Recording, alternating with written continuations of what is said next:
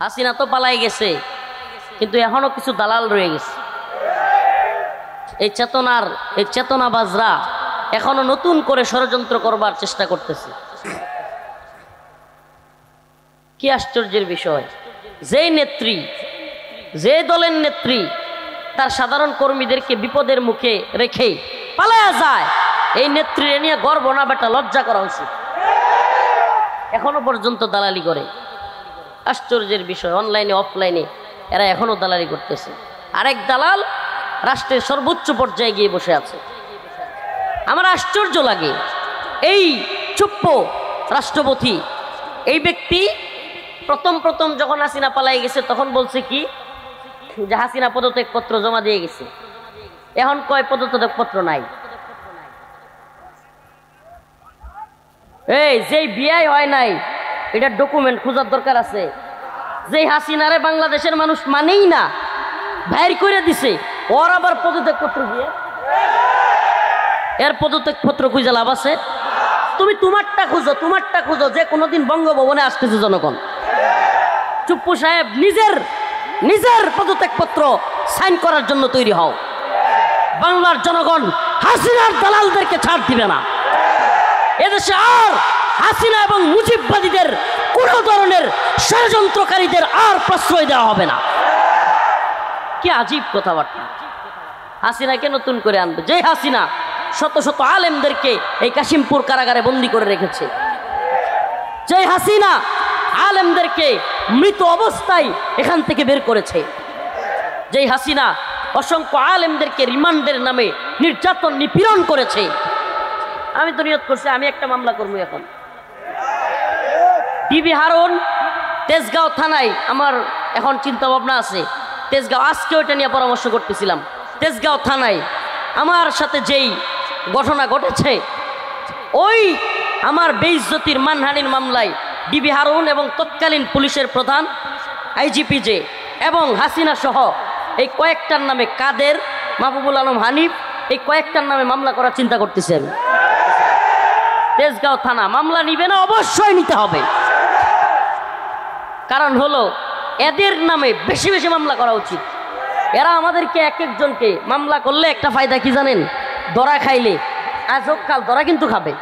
Already দেখছেন না, ওই যে হালুম টাইপের, ওই যে আগে যে দেখতো যে আসছে গাড়ি যাচ্ছে গাড়ি, ছোটবেলায় যাই দেখতো, তো এরা দেখবেন সিরিয়ালে একটার পর আরেকটা, দেখেন না ভিডিও, সিরিয়ালে সামনে দিয়া পলক, তারপরে ইনু, তারপরে মেনন, একটার পর একটা সিরিয়ালে যাচ্ছে, দেখেন নাই? সুবহানাল্লাহ ওয়া বিহামদিহি। এখন সহজ বুদ্ধি হলো এদের নামে বেশি মামলা দিলে, এভাবে বাইন্দা এভাবে এক কোর্ট থেকে আরেক কোর্টে নিলেই এদের যেই বুড়ি জীবন শেষ। এই জন্য এদের নামে বেশি বেশি মামলা দিতে হবে। এবং এই দালাল মিডিয়াগুলোকেও শায়েস্তা করার সময় এসেছে। এই মিডিয়াগুলো, কিছু কিছু মিডিয়া এখনো পর্যন্ত আলেমদের বিরোধিতা এবং হাসিনার দালালি, ভারতের দালালি করতেছে। এই সমস্ত দালালদের থেকে মুসলমানদেরকে অবশ্যই সতর্ক থাকতে হবে। আল্লাহ রব্বুল আলামিন মুমিনের সফলতা কোন পথে? ও প্রিয় ভাই, এই যে তুমি রাত দিন হাড় কাটা পরিশ্রম করতেছো, হাড় ভাঙা পরিশ্রম করতেছো অল্প সময় সুখে থাকবার জন্য, তুমি সেই সকাল বেলায় 8টার সময় ডিউটিতে চলে যাও, আবার দুপুরে অল্প খাবার দৌড়ায় আইসা খাও, আবার চলে যাও রাত 10টা 11টায় বাড়িতে ফিরো, কেউ 12টায়। এই যে চলছে তো চলছেই ডেইলি রুটিন। প্রতিদিন রাত 12টায় আসতেছো তুমি, আইসা একটু কথা বলবা, কারোর সাথে একটু আড্ডা দিবা, কিংবা কারোর সাথে একটু বসবা, সেই সময়টা পর্যন্ত নাই। নিজের রান্না নিজে করে খাওয়া লাগে, আবার সকালবেলা আবার শুরু সেই দৌড়। চলছে তো চলছেই। মানুষ যেন ছুটছে, কোন দিকে ছুটছে সে নিজেও জানে না। একদিন একটু মাথাটা বালিশের মধ্যে লাগিয়ে এই কয়েকটা কথা শুধু চিন্তা করবেন। আমাদেরকে কে পাঠাইছে, কেন পাঠাইছে, কি করা দরকার, কি করতেছে, এই কয়েকটা কথা, জাস্ট এই কয়েকটা কথা। আমাদেরকে কে পাঠালেন, কেন পাঠালেন, কি করা দরকার, কি করতেছে। হাকিকত কি? একজন সেলিব্রিটি বক্তা আসছে, ভাইরাল একজন বক্তা, যাই একটু দেখে আসি। কিন্তু যদি জিজ্ঞেস করা হয়, ভাই আপনি কি এশারের নামাজটা পড়ছেন, অনেক এমন হাত উঠে যাবে। যদি সত্য কথা বলে অনেক লোক এমন পাওয়া যাবে যারা নামাজটা পড়েনি। এই আসতে হাকিকত এটা কিনা? আমার আপনার মালিক আমার আপনার দিকে তাকায় আছেন। এই যে কলবটা আছে না, আমাদের কলব আত্মা, এটা সুন্দরী নারী পাইলেও খুশি হয় না, এটা বড় বাড়ি পাইলেও খুশি হয় না, অনেক টাকা পাইলেও এই কলব খুশি হয় না। এই কলব একমাত্র প্রশান্তি পায় তার মালিককে সিজদা দিতে পারলে। একমাত্র প্রশান্তি এই কলবের মধ্যে। এই কলব বাড়ি বুঝে না, নারী বুঝে না, গাড়ি বুঝে না, তুমি কত টাকা ইনকাম করো সেটা জানে না। আরে প্রিয় ভাই, তুমি ফরজ নামাজ ছেড়ে দিচ্ছ। শুক্রবারে যারা নামাজ পড়ে, অন্তত শুক্রবারেও যারা পড়ে, জুমার নামাজটা পড়ে বের হইলে সত্যি বলবেন মনটা কেমন লাগে? অন্যান্য দিনের চাইতে অন্তরটা ফ্রেশ লাগে কি লাগে না? এটাই যে তাআল্লুক মা আল্লাহ, তাআল্লুক মা আল্লাহ। যত বড় গুনাহগার আছে, এই গার্মেন্টস বা সোয়েটার ফ্যাক্টরি এলাকাগুলো যেখানে আছে, শিল্প এলাকাগুলো, এই এলাকাগুলোতে সবচেয়ে কমন যে কয়েকটা সমস্যা, তার মধ্যে একটা হলো নারী পুরুষ অবাধে মেলামেশা। ইসলামিক শাসন ব্যবস্থায় এই ধরনের চাকরি, এই ধরনের অবাধে মেলামেশার চাকরি কখনো বৈধ হতে পারে না। অবশ্যই একজন নারীর পর্দা মেনটেন করে, সে যেই কাজই করুক পর্দা মেনটেন করে করতে হবে। হ্যাঁ, যেই কাজই মানে সব কাজ জায়েজ না। হাঁটু উদাম করে কিংবা ফুটবল খেললে মহিলারা তাইলেই জায়েজ হয়ে যাবে না। যেই কাজগুলো বৈধ সেগুলোও নারীকে কিভাবে করতে হবে? পর্দা মেনটেন করে। কিন্তু হাকিকত কি? এই যে গার্মেন্টস সোয়েটার ফ্যাক্টরিগুলোতে আমাদের মা বোনেরা কাজ করে, পর্দা কি মেনটেন হয়?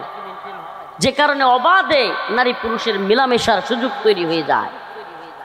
এমনকি অনেক সময় আমাদের কাছে এমনও নিউজ আসছে, আমি তো এই এলাকাগুলোতেই বড় হয়েছি, পড়াশোনা করছি। আমি জরুরি যে পাঠানবাড়ি মাদ্রাসায় পড়ছি, আমি কোনাবাড়িতে পড়ছি, তারপরে অনেক জায়গায় গাজীপুরে পড়াশোনা হয়েছে।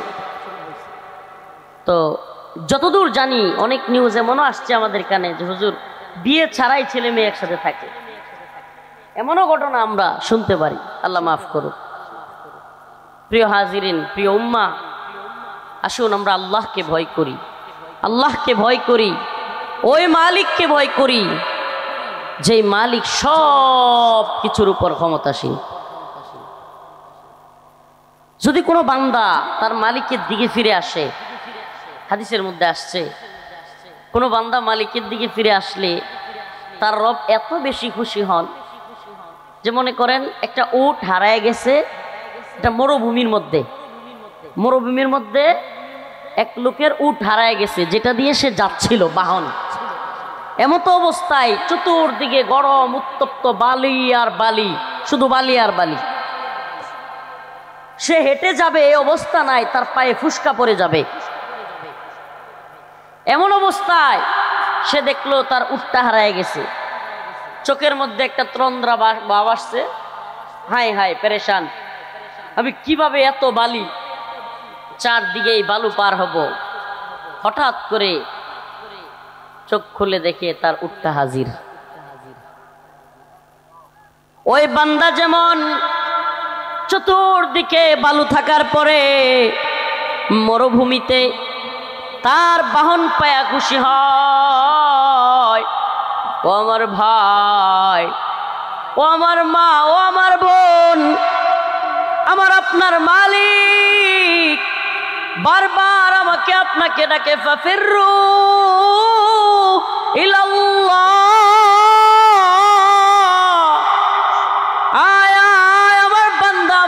দিকে ফিরে আয়। আমার মালিক আমাকে আপনাকে ডাকে তার দিকে ফিরে আসার জন্য। ইল্লা মান তাবা ওয়া আমানা ওয়া আমিলা আমালান সালিহান ফাউলাইকা ইউবাদদিলুল্লাহু সাইয়্যাতিহিম হাসানাত। ইল্লা মান তাবা ওয়া আমানা ওয়া আমিলা আমালান সালিহান। আরে জিনা করে ফেলেছো, আমার আল্লাহ তোমার জিনার ব্যাপারে জানে। মাদক সেবন করে ফেলেছো, গুনাহ করে ফেলেছো, যে কোনো গুনাহ হতে পারে। আমার মালিক বলেন ইল্লা মান তাবা ওয়া আমানা ওয়া আমিলা আমালান সালিহান ফাউলাইকা ইউবাদদিলুল্লাহ। সুবহানাল্লাহ, সুবহানাকা ইয়া রব, সুবহানাকা ইয়া রব। আবার আপনার মালিক বলে বান্দা তুই চুরি করছস, জিনা করে ফেলছস, মদ খেয়ে ফেলছস, গুনাহ করে ফেলেছস, কোনো মেয়ের সাথে জিনা করেই ফেলছস, একবার আমার কাছে তওবা কর, খাঁটি তওবা কর। তোর একটা দুইটা 100 200 নয়, 1000 2000 নয়, 1 লক্ষ গুনাহ তুই যদি করিস, খাঁটি তওবা করলে আমি তোর 1 লক্ষ গুনাহকে 1 লক্ষ নেকি দ্বারা পরিবর্তন করে দিই। এমন মালিক কেউ আছে? এমন মালিক কেউ আছে? আরে আপনি চাকরি করেন, একদিন না গেলে ধমকি দেয়, এই বেটা আসস নাই কেন? অসুস্থ ছিলাম, মানে না। 2 দিন, দ্বিতীয় দিন কি বলে? মানতে চায়। তৃতীয় দিন চাকরি ছেড়ে চলে যা। হুমকি দমকি দিয়া গালাগাল করে কি করে বের করে দেয়? দেয় কি দেয় না? কথা বলেন, দেয় কি দেয় না? অথচ আমার আপনার মালিক এত দয়াবান, সুবহানাল্লাহ ওয়া বিহামদিহি, এত দয়াবান মালিক, যেই মালিক আমাকে আপনাকে ডাকে, বান্দা আয় আমার দিকে ফিরে আয়। একবার যদি আমি আপনি একবার মালিকের দিকে ফিরে বলতে পারি আল্লাহ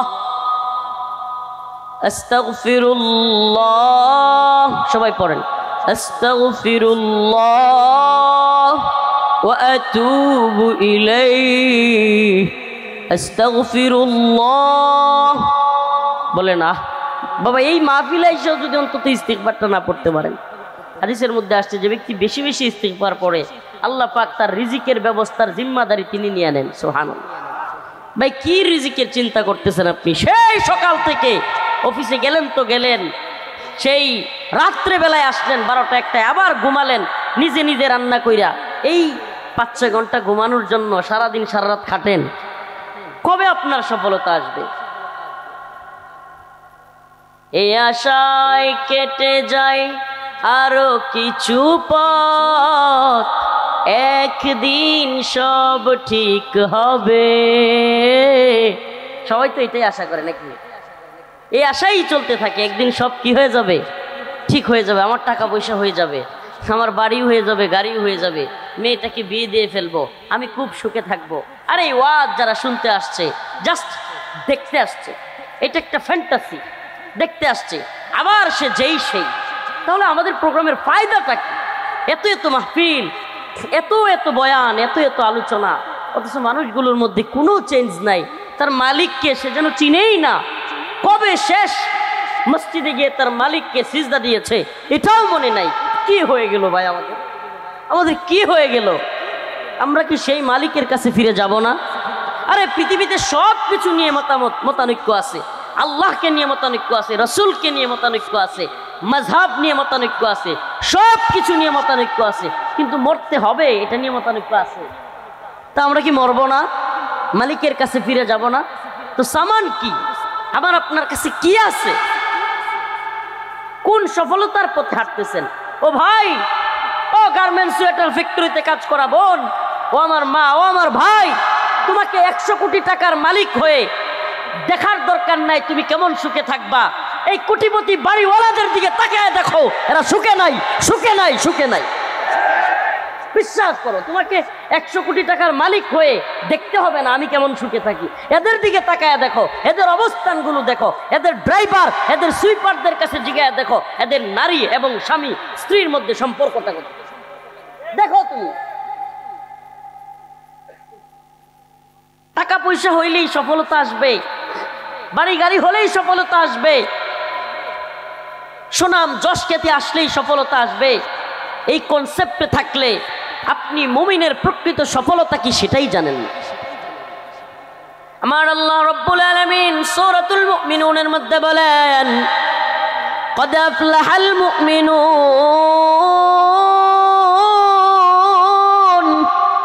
الذين هم في صلاتهم خاشعون। হে নবী আপনি জানায় দেন, ও আমার প্রিয় হাবিব জানায় দেন, قد أفلح المؤمنون, মুমিন সফলতা পেয়েছে, মুমিনরা। সুবহানাল্লাহ। অন্য এক আয়াতে আল্লাহ বলেন, فمن زحزح عن النار وأدخل الجنة فقد فاز وما الحياة الدنيا إلا متاع الغرور। মুমিনের সফলতা কোন পথে? সুবহানাল্লাহ। মুমিনের সফলতা লক্ষ টাকার চাকরির মধ্যে, হ্যাঁ, বড় বাড়ি করার মধ্যে, গাড়ি করার মধ্যে। হুজুর এগুলো আপনারা বললে কি হবে? দুনিয়াতে তো দেখি টাকা পয়সা ছাড়া কোনো মূল্যই নাই। হুজুর টাকা পয়সা ছাড়া তো কোনো মূল্যই নাই। কে বলেছে বাবা টাকা পয়সা ছাড়া মূল্য নাই? একজন ইমানদার তাকওয়াবান ব্যক্তি আল্লাহ পাকের কাছে কত বেশি মূল্যবান। ইয়া আইয়ুহান নাস ইন্না খলাকনাকুম মিন যাকারিন ওয়া উনসা ওয়া জাআলনাকুম শুউবান ওয়া ক্বাবাইলা লিতাআরাফু ইন্না আকরামাকুম ইনদাল্লাহি আতকাকুম। আল্লাহ বলেন, আমার কাছে বান্দার সম্মানিত হওয়ার মাপকাঠি টাকা পয়সা নয়, বান্দার সম্মানিত হওয়ার মাপকাঠি বাড়ি গাড়ি নয়। বান্দা বাঙালি নাকি আরবিয়ান, কে চাইনিজ, কে রাশিয়ান, কে জাপানি, কে ইন্ডিয়ান, কে ব্রিটেনের, এগুলো আমার কাছে কোনো দর্তব্য নয়। কে সাদা, কে কালো, কে লম্বা, কে বেটে, কে মোটা, কে চিকন, এগুলো আমার কাছে কোনো দর্তব্য নয়। আমি আল্লাহর কাছে সম্মানিত হওয়ার একমাত্র মাপকাঠি হলো ইন্না আকরামাকুম ইনদাল্লাহি আতকাকুম। যে যত বেশি আল্লাহকে ভয় করবে সে আল্লাহর কাছে তত বেশি সম্মানী। সুবহানাল্লাহ। একজন রিকশাওয়ালা হতে পারেন আপনি, শাইখুল হাদিসের আল্লাহর প্রতি ভয় না থাকলে শাইখুল হাদিস, মুফতি, বক্তা, অনেক বড় সেলিব্রিটি হতে পারে, অনেক বড় যশ খ্যাতিওয়ালা বক্তা হতে পারে, কিন্তু সে যদি দুনিয়া তালাশ করে আর একজন রিকশাওয়ালা যদি তার মালিককে তালাশ করে, সেই রিকশাওয়ালার, সেই খেটে খাওয়া মানুষের কাছে আল্লাহর কাছে তার দাম বেশি। তার কাছে আল্লাহর দাম, আল্লাহর কাছে তার দাম অনেক বেশি। সুবহানাল্লাহ। ফামান যুহজিহা আনিন নার ওয়া উদখিলাল জান্নাতা ফাকাদ ফাজ। আল্লাহ বলেন, মুমিনের সফলতা টাকার মধ্যে নয়, বাড়ির মধ্যে নয়, গাড়ির মধ্যে নয়। মুমিনের সফলতা কোথায়? মুমিন যখন জাহান্নামের আগুন থেকে মুক্তি পেল তখনই মুমিন সফল। সুবহানাল্লাহ। ফামান যুহজিহা আনিন নার ওয়া উদখিলাল জান্নাতা ফাকাদ ফাজ। মুমিন জাহান্নামের আগুন থেকে মুক্তি পেয়ে জান্নাতে প্রবেশ করলো তখনই মুমিন সফল। সুবহানাল্লাহ। তার মানে মুমিনের প্রকৃত সফলতা দুনিয়াতে পাওয়ার সুযোগই নেই। দুনিয়াতে মুমিনের প্রকৃত সফলতার কি নাই? সুযোগই নাই, সুযোগই নাই। সুবহানাল্লাহ। তাইলে আমরা কি বাড়ির পিছে, গাড়ির পিছে, নারীর পিছে ছুটবো? হ্যাঁ, এগুলোতে সফলতা আছে, কামিয়াবি আছে? আল্লাহ রাব্বুল আলামিন বলেছেন মুমিনের সফলতার পথ কোনটা? قد أفلح المؤمنون। আল্লাহ মুমিনের, সফল মুমিনদের কিছু পরিচয় দিচ্ছেন। الذين هم في صلاتهم خاشعون। সফল মুমিনদের কাজগুলো হলো নামাজ পড়ার সময় খুশু খুজুর সাথে পড়ে। সুবহানাল্লাহ। কোন মুমিন সফল? কোন মুমিন? জানি এই ওয়াজ ভালো লাগবে না, এত আমার মুখ থেকে এই ধরনের ওয়াজ তো হয় না, কিন্তু এই অঞ্চলগুলোতে এত বেশি মানুষ নামাজ বিমুখ, এত বেশি মা বোনেরা পর্দা বিমুখ, চিন্তা করলাম সব দিকে তো গরম বয়ান করি, এদিকে এই আলোচনাগুলো একটু করে যাই। এত বেশি মা বোনেরা পর্দা বিমুখ, আমার ওয়াজ কিভাবে ভাল লাগবে? এই ভাইটার ঋণ আছে। আমার ওয়াজ কিভাবে ভাল লাগবে? বেপর্দায়, বেহায়াপনায় জড়ায়া এই মা, এই বোনের শান্তিই নাই। সে বিয়ে নিয়ে পেরেশানিতে আছে, যুবক বিয়ে নিয়ে পেরেশানিতে আছে, বোন বিয়ে নিয়ে পেরেশানিতে আছে। কেন কেন বোন? বিশ্বাস করো, তুমি নিজেকে এমনভাবে উপস্থাপন করেছো যে তোমাকে দেখতে দেখতে তার কাছে তুমি মূল্যহীন হয়ে গেছো। তুমি তোমার মূল্য বুঝো নাই প্রিয় বোন। যদি তুমি বুঝতে, তাহলে তুমি অবশ্যই তোমাকে আবৃত করে রাখতে।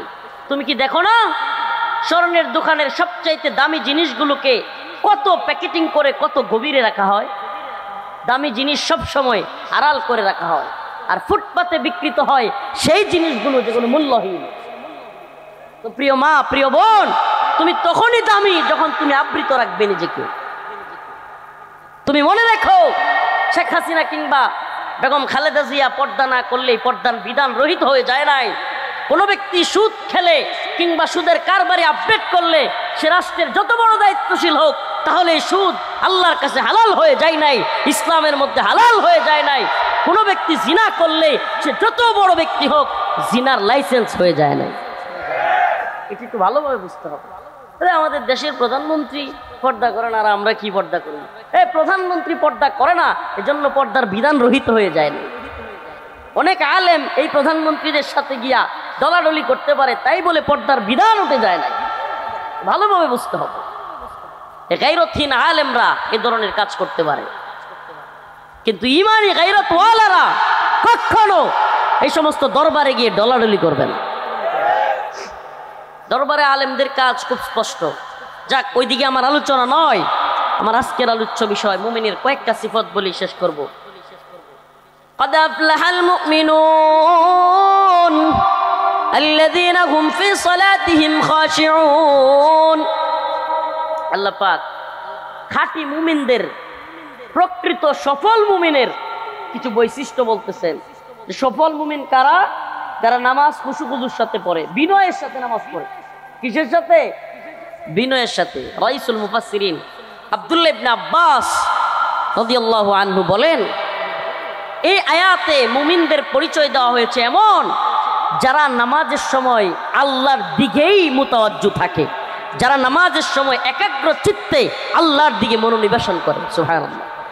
তার দুনিয়া একদিকে, আল্লাহ একদিকে। সুবহানাল্লাহ। তার দুনিয়ার বাকি জিনিস বাদ দিয়া হলেও সে কার দিকে মুতাওয়াজ্জু হয়? বিনম্রভাবে একাগ্র চিত্তে সে আল্লাহর দিকে নামাজ পড়ে। الذين هم في صلاتهم خاشعون والذين هم عن اللغو معرضون। মুমিনের আরেকটা সিফাত কি? অহেতুক ফালতু কাজ, গুনাহের কাজ পরিত্যাগ করে। অহেতুক ফালতু কাজ, গুনাহের কাজ সে কি করে? শিরিক অবশ্যই মুমিন কি করে? পরিত্যাগ করে। নাকি শিরিকের শুভেচ্ছা জানায়? হ্যাঁ, কিছু আছে না, দেখবেন যে নেতা ঈদের সময়, ঈদ আসলে বিশাল বড় করে ব্যানার লাগায় শুভেচ্ছা জানায়। আছে না নাই? লাগায় দেয় পবিত্র ঈদুল আজহার শুভেচ্ছা অমুক নেতা। আবার এই নেতারই দেখবেন দুর্গাপূজা আসলে বিশাল বড় ব্যানার করে লেখছে শারদীয় দুর্গা উৎসবের শুভেচ্ছা। বুঝতে হবে এই লোক বুট কামানোর দান্দাবাজ। এ লোক ভোট কামানোর জন্য বাটপারি শুরু করেছে। আমাকে বলেন, কোন ব্যক্তি চুরি করতে যাচ্ছে, কি করতে যাচ্ছে? চুরি করতে যাচ্ছে।